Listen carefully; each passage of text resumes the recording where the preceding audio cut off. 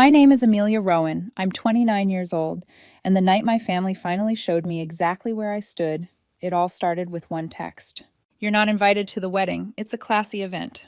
That was from my little sister Lila. A second later, a laughing emoji popped up in the group chat from our mom.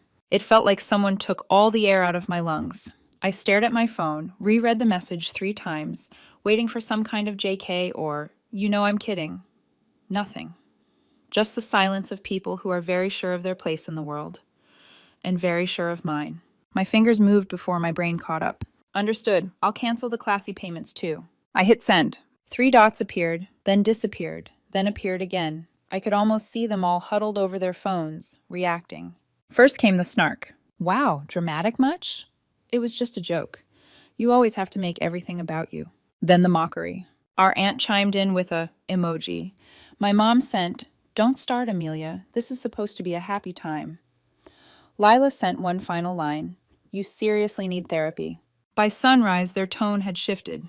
Not because they suddenly cared about my feelings, because by sunrise, their reservations were gone. The card on file for the venue? Declined. The photographer? Canceled. The DJ? Contract terminated. By sunrise, I stopped being invisible, and by noon, my sister was banging on my front door. But that was the fallout. To understand how I got there, you have to rewind, back to when I still thought money could buy me a place in my own family. When Lila first announced her engagement, I was genuinely happy for her. We were never best friends and sharing clothes close. Our relationship always felt like logistics, transactions, like we were co-managers of the same messy family business.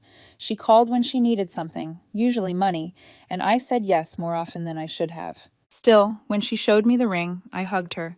I even teared up a little. Part of me hoped this wedding would change things. New chapter, new start, right?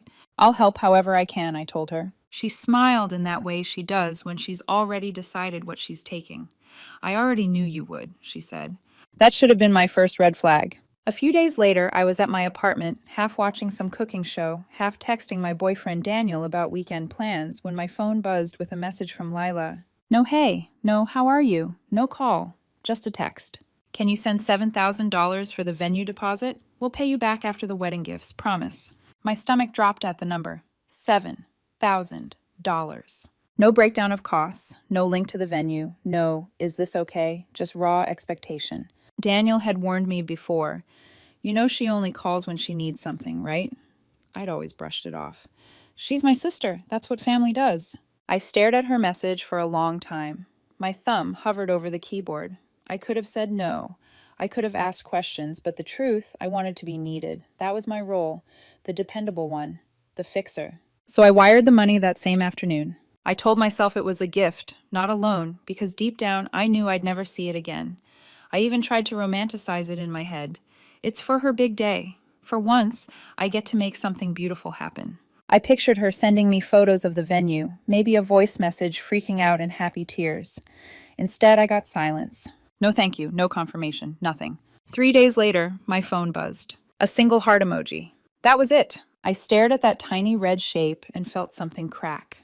Not loudly, not dramatically, just a quiet fracture inside my chest, like a hairline crack in glass you don't notice until the whole thing shatters. I didn't press her. I didn't call. I just waited. I kept expecting to be brought in, asked about the dress, the seating chart, the music, the flowers, something, anything. But the weeks went by and I was just background. They were planning group dress fittings. I wasn't invited. Mom and Lila went cake tasting. I saw it on Instagram. They had little family dinners with her fiancé's parents. I found out from pictures of champagne flutes clinking without me. It was like she took my $7,000, deleted my name from the planning, and edited me out of her life. Then came the announcement. Not to me, not even in our family group chat. It was an Instagram Live. I was folding laundry when my phone pinged. "Lila Rowan is going live. Curiosity 1. I tapped. There she was, in a white rehearsal dress, hair curled, makeup perfect, framed in golden evening light, like she'd hired an actual director. "Hi, everyone," she beamed at the camera. "We did it. The wedding is fully paid off." Behind her, her fiancé popped champagne like they were filming a commercial. He raised his glass. We couldn't have done it without all the support from our friends, our community, and our real family who believes in us. Real family. The comments flooded in. Goals. Wedding of the year. You're such an inspiration. Teach us how you budget, queen. My jaw clenched. I waited for my name, a shout out. A simple thank you to my sister Amelia who helped us.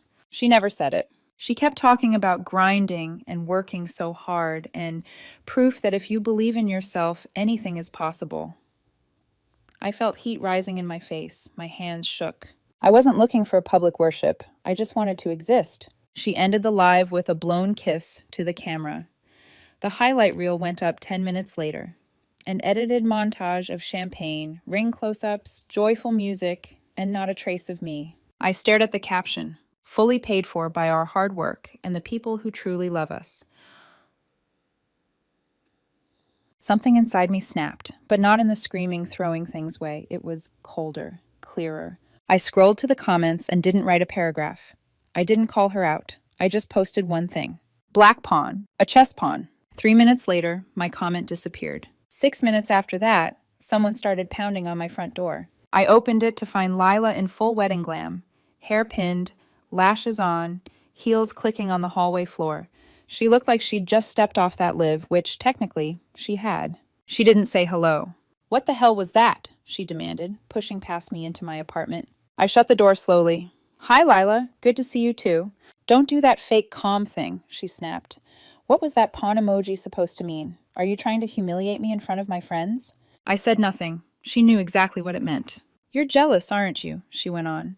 You couldn't stand that I was getting some attention for once, so you had to make it about you. I felt my heart pounding in my ears, but on the outside, I stayed very still. You thanked everyone, I said quietly, except the person who paid for half your wedding. She rolled her eyes. Oh my God, here we go. You always make everything about you, Amelia. It was my live, my moment. I'm not going to turn it into a TED Talk about your martyr complex. I laughed once, sharp and humorless. Right, because God forbid you acknowledge that your hard work includes my credit card. Her face twisted. You pushed yourself into this. I never forced you to send money. You texted me, I reminded her. No explanation, no conversation, just send 7,000. That's what family does, she snapped. But you wouldn't understand that, would you? You're always so cold, so above everyone. We're all walking on eggshells around your emotional baggage. That hit something raw. We were close enough now that I could see the little smear of mascara under her left eye, the tremble at the edge of her mouth. She was furious. But underneath it, there was fear. Fear that I might stop being useful. She shoved my shoulder. Say something! I stepped back. Get out, Lila. It wasn't a shout. It came out flat, final. She shoved me again, more out of frustration than real intent. Her heel slipped on the edge of the rug, and for a second she windmilled her arms, almost losing balance. She didn't fall, but her face went white for a heartbeat. We froze there, two sisters in an apartment that suddenly felt too small. Get out, I repeated. She straightened, jaw working. You're insane, she hissed. We're done. Don't bother coming to the wedding. You're not welcome. Good, I said. I'm tired of paying to be unwelcome. She left, slamming the door hard enough to rattle the frame. I stood there in the quiet afterwards, hands still trembling, listening to my own heartbeat. I wasn't even angry anymore, just empty, tired. Later that night, the calls started. First Mom, then Dad, then both together. By the time I answered, I already knew what Lila had told them. Her version, where I was the problem and she was the victim. They sounded worried and confused, pulled into a mess they didn't understand. Sweetheart, what happened between you two? Dad asked. I told them everything. The $7,000, the live, the pawn emoji, the fight. They didn't yell. They just went quiet. Finally, Mom sighed. Maybe you both need to cool down and talk face to face. As a family, we can work this out. I said, okay. But I didn't mean it, because in that moment, sitting alone in my dim kitchen with my phone pressed to my ear, I realized something that hurt more than anything Leila had said. This wasn't about the money. It was about my place in her life. And I didn't have one, not unless I was playing a role that benefited her. I wasn't her sister. I was just a chess piece on her board. A pawn she moved when she needed help. And she was about to learn what happens when the pawn stops playing. For 2 days, I didn't yell. I didn't post. I didn't explain myself to anyone. I just stopped playing. There's a different kind of silence. The kind that isn't defeat, but strategy. The kind that makes people nervous because they can't predict your next move. That was the silence I chose. The venue was first. The $7,000 Lila asked for hadn't been a simple transfer. The venue required a verified card for the initial booking, and since she didn't qualify on her own, she'd forwarded the link to me with a winky face emoji. So the contract, the reservation, the security deposit, all of it was under my name. When I called the venue, the woman on the phone was apologetic. "I'm so sorry the deposit is non-refundable," she began. "Oh, I'm not calling for a refund," I said. There was a pause, then a soft, "Ah, understood." Click. Next was the photographer, also my contract. Then the DJ, the chair rentals, the flower supplier who needed a card on file just in case. All mine, all gone. The quiet dismantling of an entire wedding, piece by piece.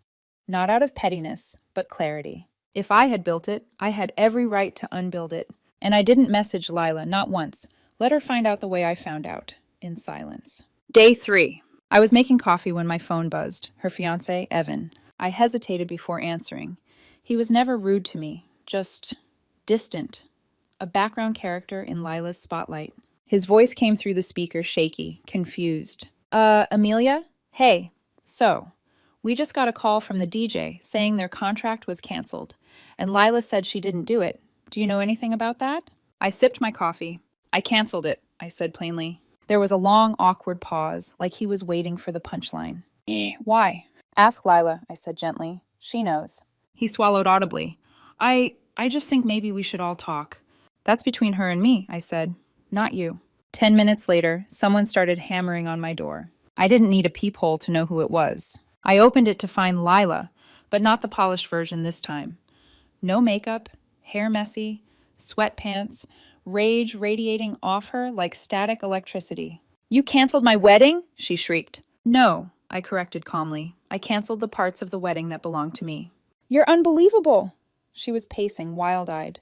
Do you have any idea how much stress I'm under? People are flying in. Deposits are made. My reputation...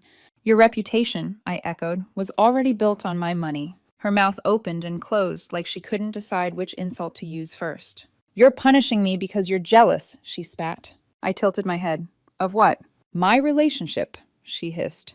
My engagement. My wedding. You've always been bitter that I found someone first.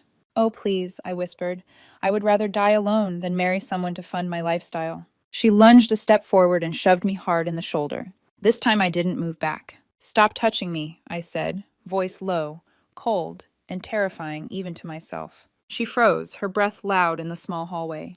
You ruined everything, she whispered. You've destroyed the one good thing I had going. No, I corrected. You destroyed it when you built it on lies. For the first time, she went silent. Her chest heaved. Tears gathered. But I didn't soften. Not this time. Get out, Lila. Her voice cracked. You're heartless. Get, I repeated. Out. She stumbled backward, eyes glassy, and then she turned and stomped down the hall, slamming the elevator button so violently I thought it might break. I closed my door and exhaled. Not triumph, not satisfaction, just release. That evening, my parents showed up. Dad's face was tight. Mom was upset in that brittle way where she tries to be soft but ends up sharp instead. They sat at my kitchen table, hands folded like they were hosting some kind of intervention. Amelia, Mom began, your sister told us you're sabotaging the wedding. I raised an eyebrow. Sabotage? Interesting word choice. Dad sighed. We know you've done a lot for her over the years. Dad, I said quietly, you don't know the half of it. He blinked. So I told them. The rent I'd covered, the credit card debt I'd paid off when she was between jobs, the groceries I'd stocked when she was short, without being asked, the deposits, the rides, the favors. And not once had she said thank you. Mom's eyes filled with tears. We had no idea. You weren't supposed to, I said. That's how she wanted it.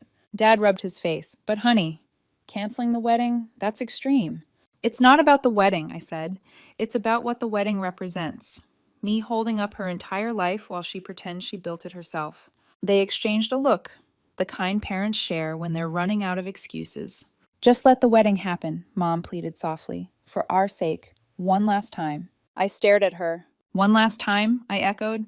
Mom, it was never the last time. It was just the latest. Silence settled over the kitchen like dust. And for the first time, I think they understood. Without me, the wedding couldn't happen. And maybe, deep down, Lila had always known that too. 3 more days passed. The panic in Lila's texts escalated from annoyance to desperation. She tried rebooking everything. Her fiancé tried his card. She tried hers. Nothing went through. Then rent came due. She sent, "Hey, I'm short this month. Can you spot me until after the wedding?" I didn't open it. Guests were flying in. Family members were posting airport selfies with captions like, "Can't wait to celebrate love this weekend." And Lila? She had no venue, no DJ, no cake, no photographer, no dress. The finance company froze her account after a missed payment. No savings, no backup plan. She built her entire world on borrowed things, most of them from me. And now she was watching it collapse, in real time, with everyone watching. People think revenge is loud. Explosions, scream fests, dramatic reveals.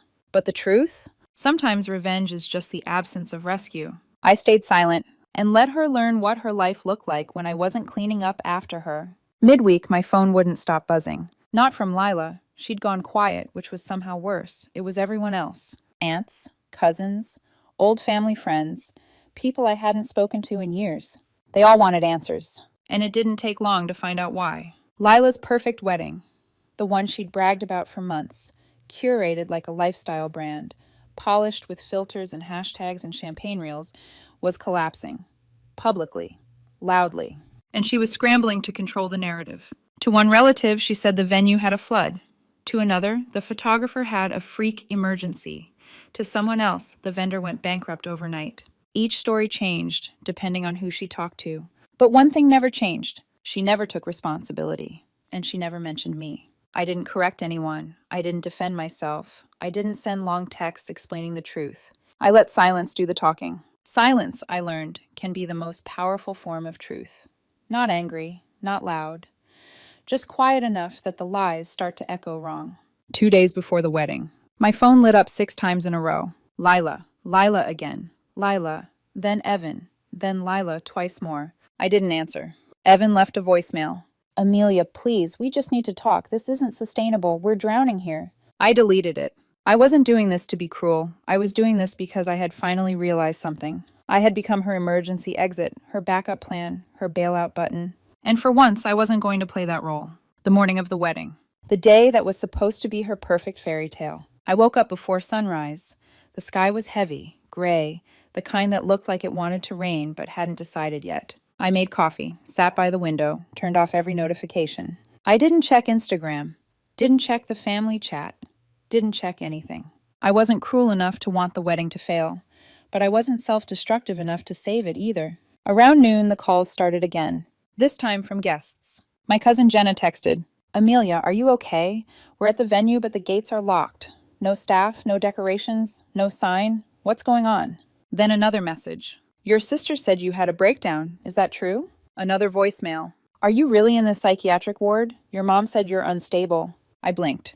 The calmness I felt in that moment surprised even me. Lila had gone nuclear. She blamed a flood, a bankruptcy, a scheduling error. Now she was blaming my mental health. I stared at the messages, then put my phone face down on the table. Almost funny. Almost. She'd rather invent a crisis than face the truth that she had built her wedding on wishes and expectations and other people's credit cards.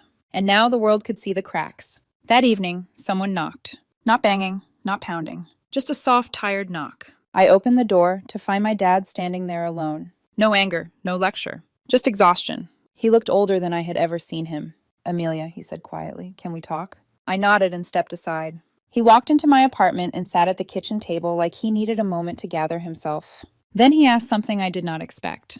"Do you think," he swallowed, "do you think we failed her?" The words punched the air out of me. I sat down across from him. I didn't answer right away, because the truth was complicated.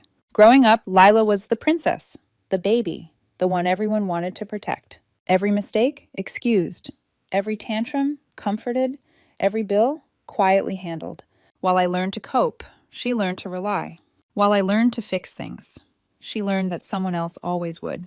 Eventually, I exhaled. "Dad, loving someone doesn't mean covering for them," I said softly. "You didn't fail her intentionally, but letting her take and take without consequence wasn't kindness. It was permission." He stared at the table, nodding slowly. She's always lived off permission, I added, and expectations. He rubbed his eyes. I just want peace. I looked at him. Peace doesn't come from pretending nothing happened, I said gently. It comes from change. He didn't argue. He didn't defend her. He just nodded again, looking smaller than I'd ever seen him. The next morning, everything got worse. Mom called, sobbing. Your sister and Evan, they're 2 months behind on rent, she choked.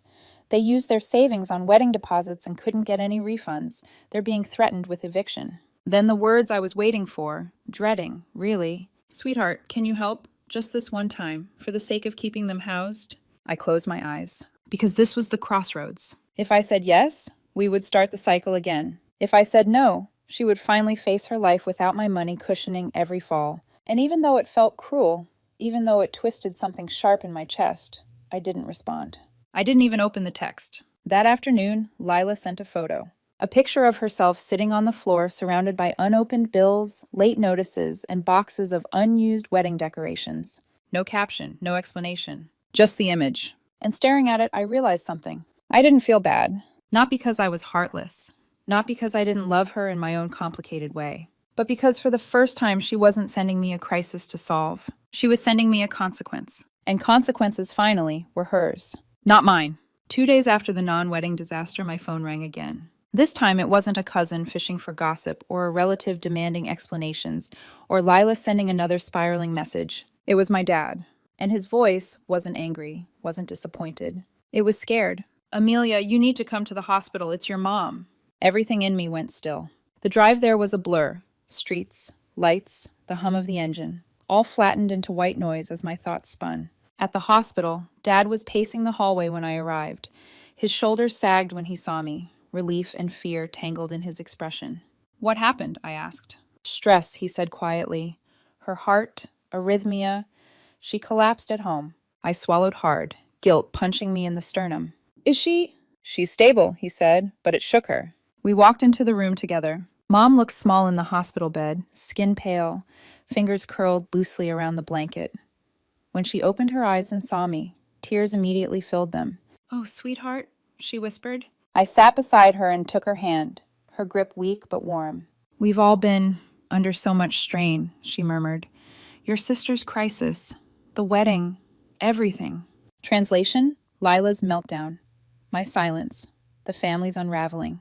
Dad placed a hand on Mom's shoulder. We're all here now. That's what matters.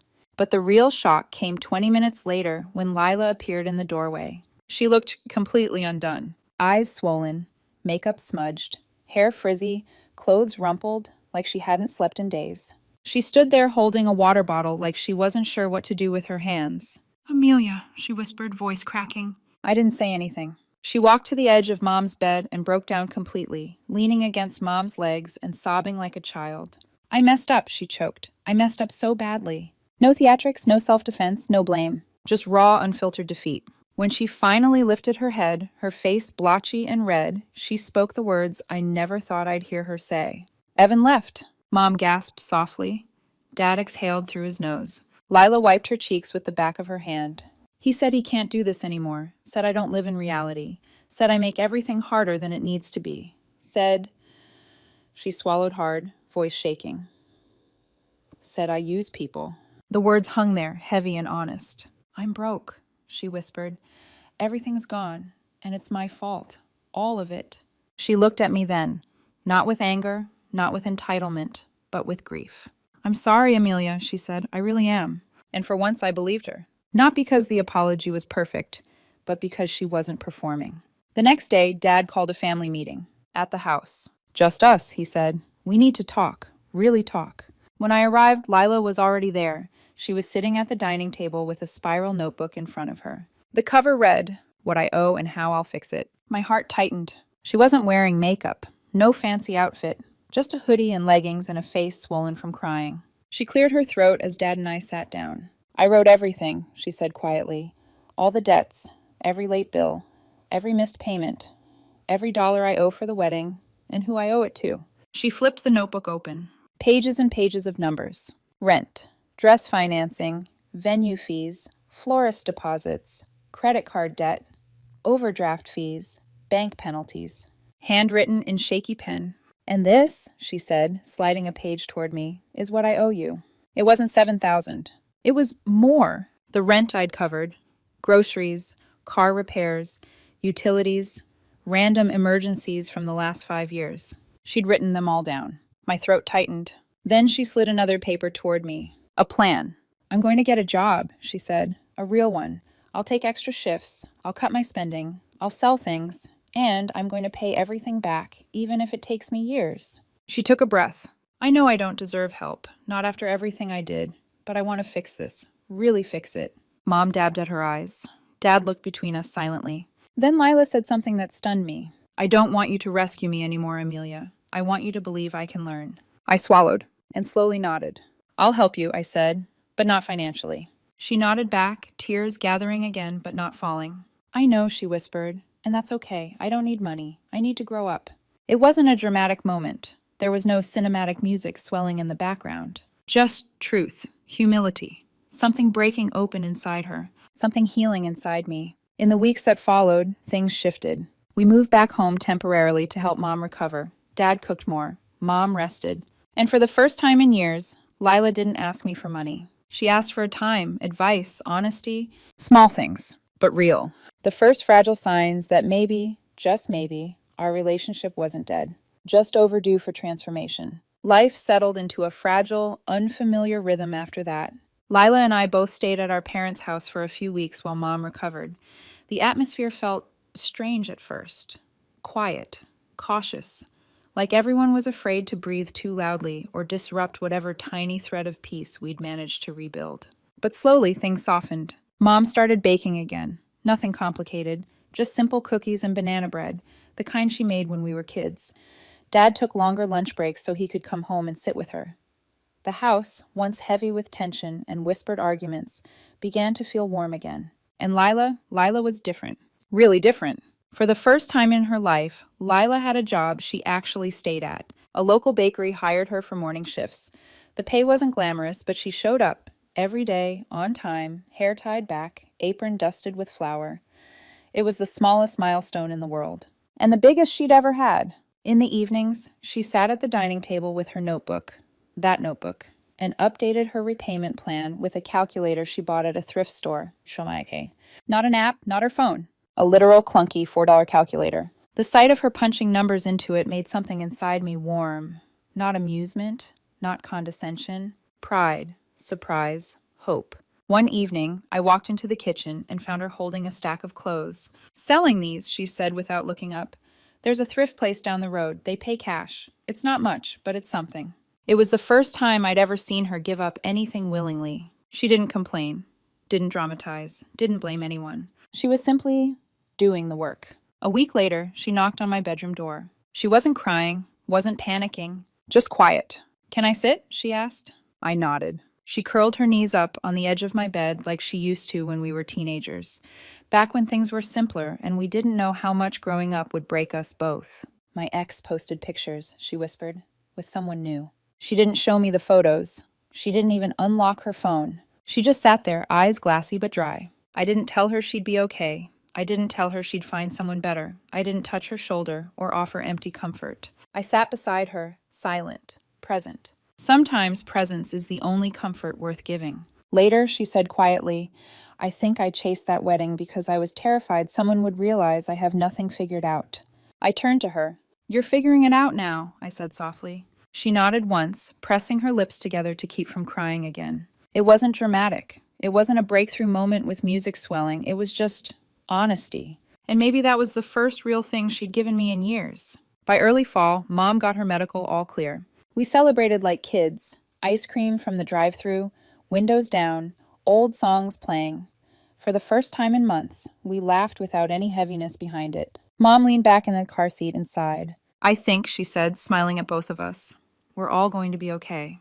And for once, I believed her. The next morning, something happened that almost made me cry. Lila made breakfast. Not microwave leftovers, not toast. She made actual breakfast. Eggs, pancakes, a little burnt on the edges, fruit she sliced herself. She set a plate in front of me. Then she slid a small envelope across the table. I paused. She looked nervous. Inside was a check. $300 in the memo line, first repayment. I sat there staring at the handwriting. She didn't watch me expectantly. She didn't explain herself. She didn't perform. She just took a bite of her pancake and said, I know it's not a lot yet, but I want to do this right. I didn't cash it, not yet. It wasn't about the money. It was about seeing who she was trying to become. From that day on, the progress didn't stop. She worked 6 days a week, sold more of her things, cut her spending, stayed on top of bills, paid down small debts one by one, lived quietly, humbly, honestly. We talked more too, not as rescuer and dependent, not as saint and sinner, not as pawn and queen, just as sisters. Fall arrived. Leaves turned gold and burnt orange. The house smelled like cinnamon from Mom's baking. Dad raked the yard every weekend, pretending not to enjoy it. One night, I walked into the living room and found Mom on the couch, Dad reading beside her, and Lila sketching out budget goals with her calculator. It hit me then. This was the life I had wanted all along. Not perfection, not gratitude, not repayment. Just peace, honesty, a family not built on expectations, manipulation, or financial strings. A family learning, healing, becoming something different than the past had taught us to be. And for the first time in a very long time, I wasn't afraid of what came next. Months passed. Not loudly, not dramatically, just steadily. The kind of slow, quiet progress that feels almost invisible day to day, yet undeniable when you look back. Lila kept working at the bakery. She woke up before dawn, tied her hair into a ponytail, and came home smelling like bread and cinnamon. She sold more clothes, paid more debts, cooked dinner sometimes, made lists, checked them off, learned to live on less, and live honestly. Every week, she slipped another small payment into an envelope addressed to me. $40, $60, $85, $100. The amounts didn't matter. The consistency did. It was the first time she'd ever shown commitment to anything without being forced. And every time she handed me one of those envelopes, her hands trembled just a little, not from shame anymore, but from effort, determination, humility. One crisp afternoon, as the trees outside turned orange and gold, she came home and sat down across from me at the kitchen table. She folded her hands, looked at me with a nervous kind of excitement. I'm planning another wedding, she said softly. My chest tightened for a split second, but then she smiled, small and real. Not to anyone else, she added, to myself. I blinked. Self-wedding? She nodded. I want a ceremony, vows, a dress. Something to mark the moment I stop pretending my life is something it's not, and start building the one I actually want. She said it without theatrics, without tears, without asking for approval. Just honesty. When? I asked gently. Next month, she said. Something small, just us, and 2 of my coworkers from the bakery.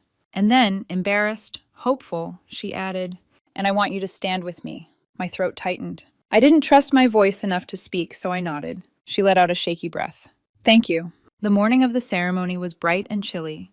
Sunlight filtered through the backyard trees in soft, shimmering beams. We set up a tiny arch Lila made from thrifted curtains and leftover wedding decor she'd refused to throw away. Mom arranged 2 candles. Dad dragged out the good chairs from the garage and wiped them down until they shined. Lila's dress? $49 from a thrift store. Simple. Vintage lace. Sleeves a little too long.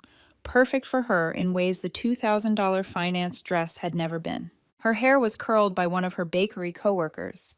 Her makeup was done by Mom. Her vows were handwritten on a piece of notebook paper. No audience, no grand entrance, no champagne tower, no curated Instagram live. Just us. The people who saw the worst, stayed through the storm, and were witnessing the beginning of something new. When she stood under the arch holding her vows, she looked nervous, but steady. Stronger than I'd ever seen her. She took a breath, eyes glistening. I spent so much of my life performing, she began, pretending I was someone polished, perfect, in control. But really, I was scared. I was broke. I was irresponsible. And I hurt people, especially you, Amelia. She looked at me then, really looked, and I felt my eyes burn. I can't change the past, she said, but today I want to make a promise to myself to stop lying, to stop running, to stop expecting others to save me, to grow up, to be accountable, to build a life I'm proud of, with my own 2 hands. Her voice cracked. She smiled through it. And I want to thank you for not rescuing me, for letting me fall so I could finally learn to stand. It wasn't dramatic. It wasn't a movie moment. But it was real. After she finished her vows, Mom cried openly. Dad cleared his throat 5 times and failed to pretend it was just allergies. We hugged her, held her, told her we were proud. Afterward, back inside, she slipped another envelope into my hand. "This one heavier." "Another repayment," she whispered. But when I opened it later, the amount didn't matter. What mattered was the note inside. "Not because I owe you money, because I owe you honesty. And this is me trying." I closed my eyes and let myself feel it. Not the weight of this past, but the relief of letting it go.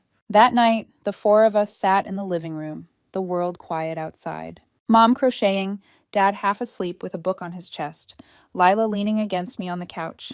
She spoke softly, almost like she didn't want to break the peaceful spell of the room. "I used to think you were cold, Amelia," she whispered.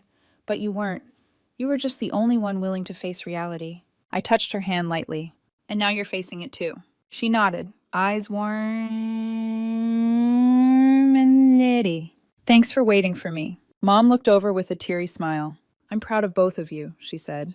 And she was right. We weren't perfect. We weren't healed overnight. We weren't suddenly a flawless family. But we were better, honest, open, rebuilding slowly. The old wedding was gone. The old lies, the old patterns. In their place was something quieter, steadier, and real. Her life, her peace, our repaired bond. And for the first time in many years, we were truly a family again.